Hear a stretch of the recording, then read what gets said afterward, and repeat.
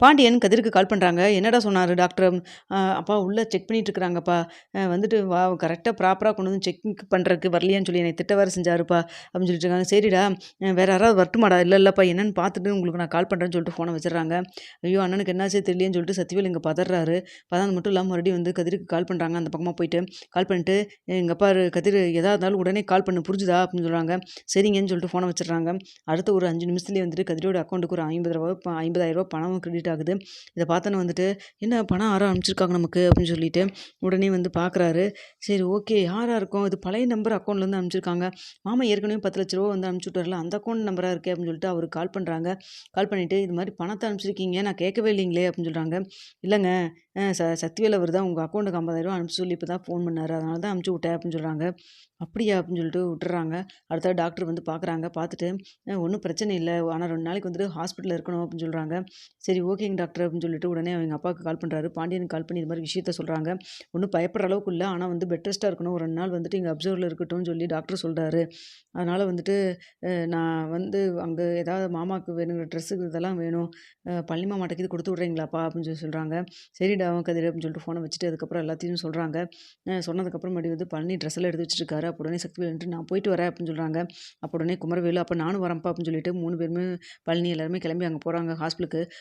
போனோனே வந்துட்டு கதிர பார்த்துட்டு எங்க சக்திவேல் வந்துட்டு அழுகுறாரு. "ஏன்டா இவ்ளோ நடந்திருக்குது ஏன்டா என்கிட்ட சொல்லவே இல்ல?" அப்படின்னு சொல்றாங்க.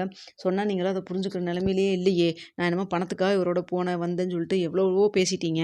சொன்னா அது மட்டும் இல்லாம மாமா என்கிட்ட சத்தியம் வாங்கிட்டாரு. வீட்ல எல்லாத்துக்கும் இதெல்லாம் கேள்விப்பட்டீங்கன்னா மனசு உடைஞ்சு போயிருவீங்க. உங்கள எல்லாம் தேத்துறதா இல்ல என் உடம்ப பார்க்குறதான்னு இல்லாம போயிரும். அதனால தான் அவர் யார்ட்டயுமே சொல்லாம தனியா செக் பண்றதுக்காக மதுரை வரைக்கும், திருச்சி வரைக்கும் போய் செக் பண்ணிட்டு இருந்தாரு. எதேர்ச்சியா என் கண்ணுக்கு ஒரு நாள் பட்டாரு. அப்பதான் ஹாஸ்பிட்டல்ல போய் என்னன்னு விசாரிக்கிறப்ப தான் அது இவரே சொல்லல. விசாரிச்சதுக்கு அப்புறம் தான் தெரிஞ்சது, இது மாரி அவருக்கு உடம்பு பிரச்சனை இருக்குன்னு சொல்லிட்டு. அதுக்கப்புறம் நானே வற்புறுத்தி கேட்டதுக்கு அப்புறம் தான் என்னைய கூடவே வர சொன்னாரு. அதுக்கப்புறம் தான் நான் போய் எல்லாமே அவருக்கு எல்லாம் கூடவே இருந்து நான் பார்த்து குடுத்தேன். அப்படிப்பட்டவங்ககிட்ட நீங்க வந்து அன்னைக்கு அவ்வளோ தூரம் கஷ்டப்படுத்துற மாரி பேசிட்டீங்க. மத்தபடி வந்துட்டு அன்னைக்கு கூட குமரவேலு, நான் உன்னைய அடிச்சதா நீ சொல்லி போய் போலீஸ் ஸ்டேஷன்ல கம்ப்ளைண்ட் பண்ணயில்ல. காட்டுக்கு வர சொல்லி அவர் உடம்ப பத்தி பேசலான்னு தான் அவர வர சொல்லியிருந்தேன். அப்பதான் நீ வந்து தப்பா புரிஞ்சுகிட்டு தேவையில்லாம வந்துட்டு பிரச்சனை பண்ணிட்ட. அன்னைக்கே அவருக்கு உடம்பு சரியில்லாம போச்சு. நல்ல வேளையா பிரச்சனை இல்லாம போனா. இப்ப மறுபடியும் திரும்ப திரும்ப அவர கஷ்டப்படுத்துற மாரி பண்ணிட்டே இருந்தீங்கன்னா, அவரு ரொம்ப பாவம். அவரு வந்துட்டு நார்மலா விட்டீங்கன்னா தான் அவரு உடம்பு தேந்து வருவாரு. உங்களுக்கு உங்க அண்ணன நல்லபடியா பார்க்கணும்னா, தயவுசெய்து அந்த மனுஷன இனிமேலாவது கஷ்டப்படுத்தாம வச்சுக்கங்க. அப்படிங்கிற மாரி சக்திவேல்கிட்ட பேசிட்டு இருக்கிறாரு கதிரு. இத பார்த்துட்டு கைய பிடிச்சுட்டு, "ரொம்ப நன்றிப்பா" அப்படின்னு சொல்றாங்க. "இங்க பாருங்க உங்க அமௌண்ட் ஏதோ எனக்கு அனுப்பிச்சு விட சொல்லியிருக்கீங்க. அந்த பணத்த நான் உங்களுக்கு ட்ரான்ஸ்ஃபர் பண்ணிடுறேன். நீங்க வந்துட்டீங்கல்லங்க. நீங்க பணத்தெல்லாம் வந்து கட்ட வேண்டிய இடத்துல நீங்க பார்த்து கட்டிக்கங்க. மத்தபடி மாமா குணமாகுற வரைக்கும் நான் கூட இருப்பேன்" அப்படின்னு சொல்லிட்டு இருக்காங்க. "இல்ல பரவாயில்ல இருக்கட்டும். நான் திடீர்னு இருப்பேன் இல்லாம போவேன். திடீர்னு ஹாஸ்பிட்டல்ல பணம் கேட்டாங்கன்னா, அது மட்டும் இல்லாம இந்த ஹாஸ்பிட்டல்ல நீ அடிக்கடி நீ தான் வந்து இருந்திருக்க. அதனால டாக்டர்களுக்கெல்லாம் உனக்கு தான் நல்லா தெரியும். ஏதாவது சொல்றேன்னா கூட சொல்லுவாங்க. அப்ப பணம் திடீர்னு தேவைப்பட்டா நீ என்ன பண்ணுவ? அதனால அந்த பணம் இருக்கட்டும். அதுக்கப்புறம் பார்த்துக்கலாம்" அப்படின்னு சொல்லிட்டு இருக்காங்க. "இல்லங்க வேண்டாங்கன்னு" சொல்றாங்க. "ஏன் உங்க மாமா குடுத்தா மட்டும் தான் வாங்குவியா? இந்த மாமா குடுத்தா வாங்க மாட்டியா?" அப்படிங்கிற மாரி சென்டிமென்ட்டா பேசுறாங்க. இத பார்த்தோன்னே வந்துட்டு, "என்னது இவரா பேசுறாரு இப்படி?" அப்படிங்கிற மாரி நெனச்சுட்டு, ஒண்ணுமே சொல்லாம நின்னுட்டுருக்காரு. ஆனா வந்துட்டு இங்க குமரவேலுக்கு ஒரு சைடு வந்துட்டு, இவன பத்தி அப்பா இவ்வளவு தூரம் பேசுறாரே அப்படின்னு சொல்லிட்டு ஒரு பக்கம் கோவம் வரத்தான் செய்யுது. அப்ப வந்துட்டு, "என்னப்பா இப்படிலாம் நீங்க சொல்றீங்க?" அப்படிங்கிற மாரி நெனைக்கிறாங்க. அடுத்த டாக்டர கூப்ட்டு பேசிட்டு இருக்கிறாங்க கதிர்கிட்ட. அப்ப சக்திவேலும் போய் நின்னுட்டு கேட்குறாரு, அவர வந்து கொஞ்சம் சந்தோஷமா வச்சுக்கங்க. மனசு சந்தோஷமா இருந்தா தான் உடம்பு சீக்கிரமா க்யூர் ஆகும். நிம்மதியா இருக்க முடியும். நிம்மதியா இருந்தா தான் நல்லா தூங்குவாரு அப்படின்னு எல்லாமே கதை கதையா சொல்றாங்க. இத கேட்டு அண்ணனுக்கு பிடிக்காத கல்யாணத்த நம்ம இப்போ குமரவேலுக்கு பண்ணி வைக்கிறோம். நம்ம இந்த கல்யாணத்த பண்ணலாமா? வேண்டாமா? அப்படிங்கிற மாரி சக்திவேலுக்கு அப்பதான் மனசுக்குள்ள தோணுது.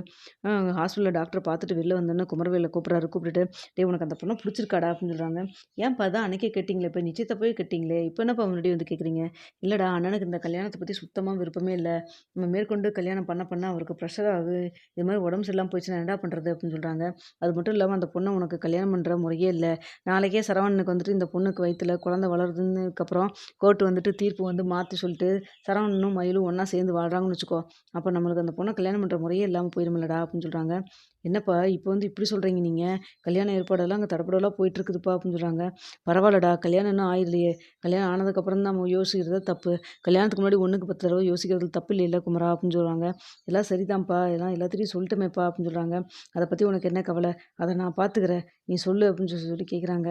அப்பா இல்ல அது வந்து அப்படின்னு சொல்றப்போ, "இங்க பார்றா நீ வீம்புக்கு நான் அந்த பாண்டியம்மாவள கல்யாணம் பண்ணணும், அரசி கல்யாணம் பண்ணணும் அப்படிங்கிற எண்ணத்துல ஏதாவதுலாம் சொல்ல வேண்டாம்டா. நீ சொல்லுடா" அப்படின்னு சொல்லிட்டு பேசுறாங்க. "இல்லப்பா இப்ப கூட எனக்கு அரசி ஓகேன்னு சொல்லிட்டான்னா, நான் ஆக்சுவலா அவள தவிர மனசுக்குள்ள வேற யாரையும் நினைக்கல. இருந்தாலும் அவ திமிரு பண்ணி என்னை கல்யாணம் பண்ணிக்க மாட்டேன்னு சொன்னதுக்கப்புறம் தான் நீங்க இப்ப காமிச்ச என் பொண்ணு எந்த பொண்ணா இருந்தாலும் கல்யாணம் பண்ணலான்னு நான் முடிவு பண்ணேன். இந்த பொண்ணு தான் வேணும், அந்த பொண்ணு தான் வேணுன்ட்டுலாம் நான் எதையும் நினைக்கலப்பா" அப்படின்னு சொல்றாங்க. "சரிடா அப்படி சொல்றான் என் பையனே. சரி ஓகே நான் அந்த கல்யாணத்த நிறுத்த போறேன்டா" அப்படின்னு சொல்றாங்க. அப்போ கல்யாணம் எனக்கு "டேய் வெயிட் பண்ணுடா, எப்படியாவது பாண்டியன்ட்ட நான் பேசி அந்த அரசியவே உனக்கு கல்யாணம் பண்ணி வைக்கிறேன்" அப்படின்னு சொல்றாங்க. "என்னப்பா சொல்றீங்க? நிஜமா தான் சொல்றீங்களா? நீங்களே இவங்க ஓகேன்னு சொன்னீங்கன்னா கூட அவ ஒத்துக்க மாட்டாளேப்பா" அப்படின்னு சொல்றாங்க. "அத பத்தி உனக்கு என்னடா கவல? நான் பார்த்துக்கிறேன். நீ கவலைப்படாம இருடா" அப்படின்னு சொல்லிட்டு இருக்காங்க. "இல்லப்பா அது வந்து" அப்படின்னு சொல்லி பேசுறாங்க. அடுத்து வந்துட்டு டாக்டர் வந்து போய் ரவுண்ட்ஸ் போயிட்டு வந்துட்டு வராரு. வரப்ப டாக்டர் "எங்க அண்ணனுக்கு வேற எதுவும் பிரச்சனை ஆயிராதுல்ல" அப்படின்னு சொல்றாங்க. "அதெல்லாம் உங்க கையில தாங்க இருக்கு. நாளைக்கு வீட்டுக்கு கூட்டிட்டு போனதுக்கப்புறம் கொஞ்சம் பார்த்து பத்திரமா வச்சுக்கங்கன்னு" சொல்லிட்டு இருக்காங்க. அடுத்தது கண் முழிச்சுட்டேன். மயக்கத்துலேருந்து கண் முழிச்சுட்டாங்கன்னு சொல்லி சொல்றாங்க டாக்டரும். அடுத்ததா போய் அண்ணன போய் பார்க்கறதுக்காக போறாங்க பொண்ண. "டேய் சக்தி நீ எப்புட்றா இங்க வந்த?" அப்படின்னு சொல்றாங்க. "அண்ணா எல்லா விஷயத்தையும் கேள்விப்பட்டேன். நாங்க கஷ்டப்படுவோமேன்னு சொல்லிட்டு உன் கஷ்டத்த கூட எங்ககிட்ட காமிக்காம நீ பண்ணிட்டியல்லண்ணா. இருந்தாலும் இப்படியெல்லாம் நீ பண்ணியிருந்திருக்கவே கூடாதுண்ணா" அப்படின்னு சொல்றாங்க. "இல்லடா அது வந்து" அப்படின்னு சொல்லி பேசுறப்போ, இங்க பாருங்க நீங்க பண்றதே சரியில்லண்ணா. சரி நான் விடுங்க நடந்து முடிஞ்சத பத்தி நம்ம இனிமேல் பேச வேண்டாம் எதுவும். சொல்லுங்கண்ணா நீங்க சொல்லுங்க" அப்படின்னு சொல்லி கேட்குறாங்க.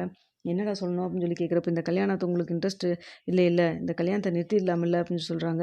"ஏன்டா எனக்கு உடம்பு சரியில்லாம போனதுக்கும், இந்த கல்யாணத்துக்கும் என்னடா சம்மந்தம் இருக்குது?" அப்படின்னு சொல்லி கேட்குறாங்க. "சம்மந்தம் இருக்கங்காட்டி தான் நான் கேட்குறேன். சொல்லுங்க" அப்படின்னு சொல்றாங்க. "அதெல்லாம் ஒண்ணும் வேண்டாம்டா. உங்களுக்கு என்ன விருப்பமோ அத பண்ணுங்க. என்னாலைலாம் இந்த கல்யாணம் நின்னம்னாலாம் இருக்க வேண்டாம்" அப்படின்னு சொல்லிட்டு இருக்கிறாங்க. இத பார்த்துட்டு இருக்கிற உடனே வந்துட்டு அங்க கதிரும் சொல்றாங்க. "ஆமாங்க. நீங்க இதுக்கு மாமாவுக்கு வந்து புடிச்சிருக்கோ, புடிக்கலையோ முன்னாடி என்ன ஏற்பாடு பண்ணீங்களோ, அதையே பண்ணிருங்க. எதுக்கு நீங்க தேவையில்லாம வந்துட்டு இதுக்காக மாமா இதனால தான் கஷ்டப்பட்டு இப்படி ஆயிடுச்சுன்னுலாம் நீங்க நினைக்க வேண்டாம்" அப்படின்ற மாரி சொல்லிட்டு இருக்கிறாங்க. "அப்படி இல்ல. குமரவேலுக்கு என்னதான் இருந்தாலும் அந்த பொண்ணு கல்யாணம் பண்ற முறையே கிடையாது. உங்க வீட்ல உங்க அண்ணன் ஆல்ரெடி கல்யாணம் பண்ணிட்டாரு. அந்த வீட்ல பொண்ணு எடுத்தாச்சு. இப்ப நான் வந்து பண்ணா தப்பா போயிரும்" அப்படின்னு சொல்றாங்க. அப்போ உடனே கதிர் கேட்குறாங்க, "ஏன் இதுக்கு முன்னாடி உங்களுக்கு தோணலையா?" அப்படின்னு சொல்லிட்டு. எல்லாரும் சொன்னாங்க தான், தோணுச்சு தான். இருந்தாலும் சரி ஓகே அப்படின்னு சொல்லி நெனச்சேன். ஆனா இப்ப எனக்கு என்னமோ இது மனசுக்கு கரெக்ட்டா படல. தேவையில்லாத ரிஸ்க் எடுக்கிறோமோன்னு சொல்லி தோணுது அப்படின்னு சொல்லிட்டு இருக்காங்க. சரி ஓகேன்னு சொல்லிட்டு அடுத்து வந்துட்டு சக்திவேல் அண்ணா இந்த கல்யாணத்த நிறுத்துறேண்ணாங்கிறாங்க. அதுக்கடுத்து வந்துட்டு "டேய் உங்க அப்பாட்ட பேசுண்ணா, உங்க தங்கச்சிய என் பையனுக்கு கல்யாணம் பண்ணி குடுப்பாங்களாடா?" அப்படின்னு சொல்லிட்டு கதிர்ட்ட கேட்குறாங்க. ஏங்க தயவுசெய்து இத பத்தியெல்லாம் வீட்ல போய் பேசிறாதீங்க. அப்பா ஏற்கனவே அப்பத்தான் வந்து அம்மச்சி வந்து பேசுனதுக்கே செம கடுப்பாயிட்டாங்க. இப்ப நீங்க போய் பேசுனீங்கன்னா, பிரச்சனை தான் பெருசாகும். தயவுசெய்து அமைதியா இருந்துருங்க அப்படின்னு சொல்றாங்க. உண்மையால தான் சொல்றேன். என் பையன் நல்லா பார்த்துப்பான். என் வீட்டுக்கு கூட்டு வந்த மருமகளையும் நாங்க நல்லா வச்சுப்போம் அப்படின்னு எல்லாம் சொல்றாங்க. இங்க பாருங்க என்கிட்ட பேசுன மாரி தயவுசெய்து வீட்ல போய் மத்த யாருகிட்டயும் எங்க அண்ணங்கிட்ட யார்கிட்டயும் பேசிறாதீங்க அப்படின்னு சொல்லிட்டு சொல்றாங்க. என்னடா நீ இப்படி பேசுற? நாங்க இறங்கி வந்தா நீங்க ரொம்ப ஓவரா பண்றீங்களோ அப்படின்னு சொல்லி சொல்றாங்க. ஏங்க நாங்க ஓவராவும் பண்ணல, ஒண்ணும் பண்ணலங்க. இருக்கிற விஷயத்த தாங்க சொல்றேன் நானு. அதுக்கு மேல உங்க இஷ்டம். தேவையில்லாத பிரச்சனைய இழுத்து போட்டுக்காதீங்க அப்படின்னு சொல்லிட்டு இருக்காங்க. இதெல்லாம் பார்த்துருக்கிற முத்துவேல் சொல்றாங்க, "டேய் இருக்கிறது போறது போற வாக்குல போகட்டும். நீ கல்யாணத்தையும் நிறுத்த வேண்டாம். அரசிய போய் பொண்ணும் கேட்க வேண்டாம். நீங்க ஆரம்பிச்சு விட்டியல்ல, அது கல்யாணம் கல்யாண வாக்குல போகட்டும். இத வச்செல்லாம் நீ எதுவும் வந்து மாத்தியெல்லாம் உங்களோட பிளான் எல்லாம் மாத்திக்க வேண்டாம்டா.